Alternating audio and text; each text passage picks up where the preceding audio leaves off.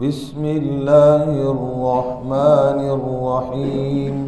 بسم اللہ الرحمن الرحیم. معلمین کورس 2026 نورانی قاعدہ تختی نمبر 9. مشق ہے. کیا ہے بھائی؟ مشق کے اندر کیا چیز مد نظر رکھنی ہے؟ ہم نے جو چیزیں ہم پڑھ چکے ہیں. پہلے کیا پڑھی بھائی؟ حرکات، پھر تنوین، پھر کھڑی حرکات، پھر حروف مدہ، پھر حروف لین. یہ سارے لکھے ہوئے ہیں. یہ سب کی مشق. اس کے علاوہ ہم نے کون سی چیزیں پڑھی؟ اس کے علاوہ ہم نے یعنی بچہ جو نورانی قاعدے والا ہوگا اس کو بھی ہم نے یہ چیزیں، یہ تو لکھی ہوئی ہیں، یہ تو پڑھائی ہیں. اس کے علاوہ ہم بچے کو سب سے پہلے جب حروف کو صحیح کر کے پڑھاتے ہیں تو اس کے اندر کس چیز کو پر توجہ دیتے ہیں؟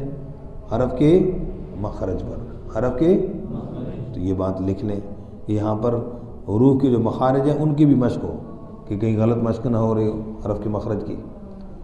اس کے بعد عملی طور پر ہم نے بچے کو مخرج صحیح کروائے. دوسری اس کے علاوہ حروف کی صفت، حرف کی، اس کی بھی مشق ہونی چاہیے. کون سی صفت؟ کم از کم موٹی حروف کی صفت. حروف مستعلیہ، حروف مستعلیہ، اسی طرح قلقلہ کا ہو جانا، اسی طرح صفیر سیٹی کا ہو جانا. یہ 2-3 مین باتیں ہیں. موٹے حروف کیونکہ زیر کی وجہ سے باریک ہو کر کیا ہو جاتا ہے؟ تبدیل ہو جاتا ہے. تو اگر یہ صفت کی مشق یہاں نہیں ہوگی تو لہن جلی ہو رہی ہے اور ہم کہیں گے نہیں جی یہ تو بچے ہیں اب ان کو کیا صفات کی مشق کریں. بھائی اس کی تعریف اس کی مثالوں میں نہ الجھائیں لیکن عملی مشق آپ نے کروانی ہے، ورنہ اس صفت کے بغیر حرف کیا ہو جاتا ہے؟ بولو نا، بدل جاتا ہے، لہن جلی ہو جاتی ہے. سمجھ آ گئی بات جی؟ اچھا جی، یہ باتیں ہوگی. اس کے بعد کیا ہے جی؟ ہر تختی کو پڑھنے کا طریقہ: ہجا، رواں، وقف اور اجرا. 4 نام آ گئے. اجرا میں پھر ایک بنیادی اجرا، حرف مدہ کی پہچان، حرف لین کی پہچان، کھڑی حرکات کی پہچان بچے سے پوچھنا. یہ بنیادی اجرا ہے. یہ ناظرہ کے چھوٹے بچوں کے لیے بھی ہے. دوسرا ہے پھر تجویدی اجرا، وقف کون سا ہے، مد کون سی ہو رہی ہے. یہ پھر کیا ہے؟ بولو نا، تجویدی اجرا. چلیے جی پڑھنے لگے.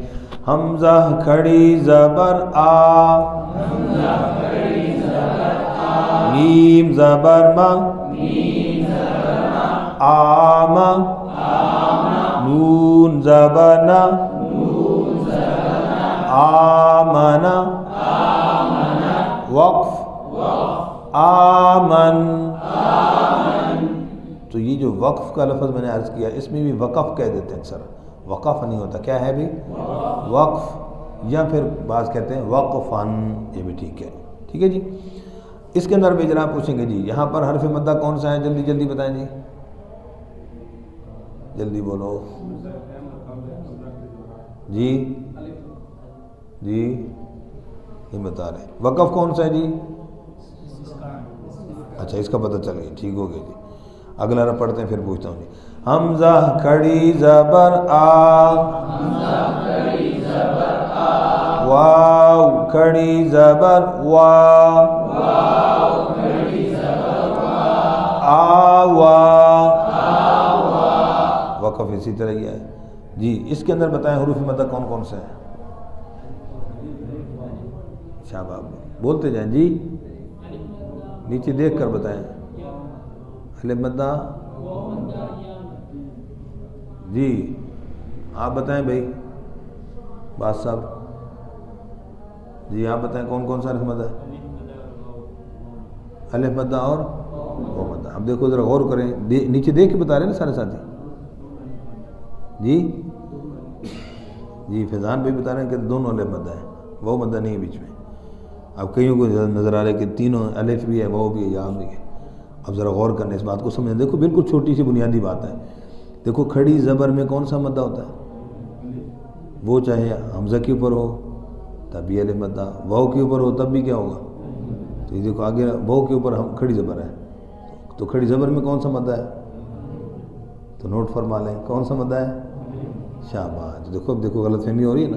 ہاں جی. تو اسی طرح حمزہ کھڑی زبر آ میں بھی کیا تھا؟ کھڑی زبر میں الف مدہ. آ وا میں کون کون سا مدہ؟ آ میں کون سا مدہ ہے؟ کھڑی زبر میں.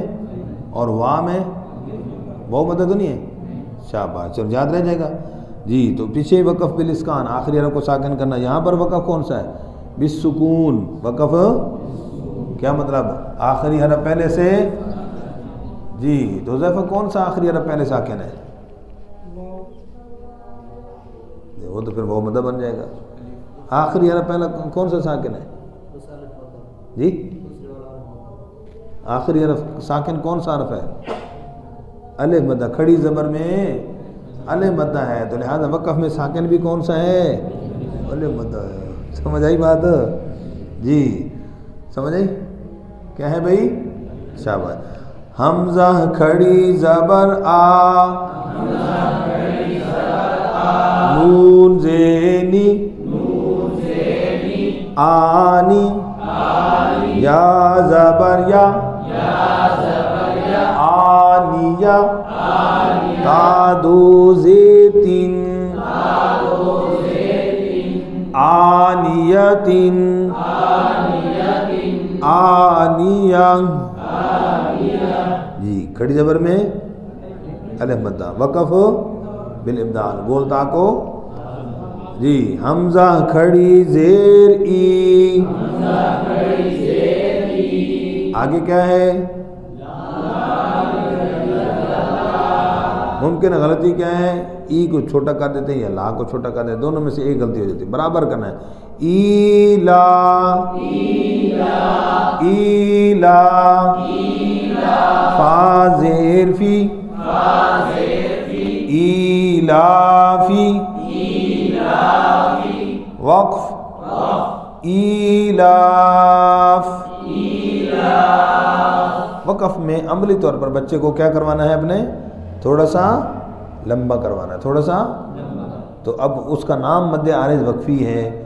بچے کو تعریف بتائیں یا نہ بتائیں، لیکن عملی طور پر آپ نے پڑھانا اس کو لمبا کر کے. اس کے اندر کیا ہے کہ حروف مدہ کون کون سے ہیں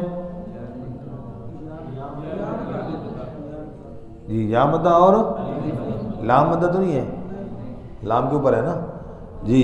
کھڑی زیر میں یا مدہ، لا میں کھڑی زبر میں الف مدہ. وقف کون سا ہے؟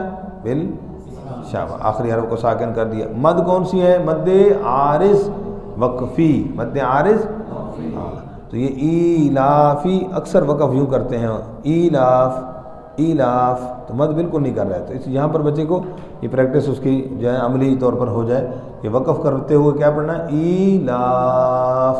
سمجھ آ گئی بات جی؟ شاباش. آئینہ آئین جی. اس میں یا کون سا ہے؟ شاباش. وقف کون سا ہے؟ اور عین یہ جو لمبا کیا یہ کیا ہے؟ مد عارض لین، حرف لین کی وجہ سے مد عارض جی. با زیر بھی، ہا کھڑی زیر ہی، بھی. وقف میں کیا ہوگا؟ بھی جی. تو کھڑی زیر میں کیا ہے؟ یا مدہ. وقف کیا ہوگا؟ اسکان، آخری حرف کو. تو بھی میں کیا ہے بھائی؟ یا مدہ. اچھا. یحیی، وقف کیا ہوگا؟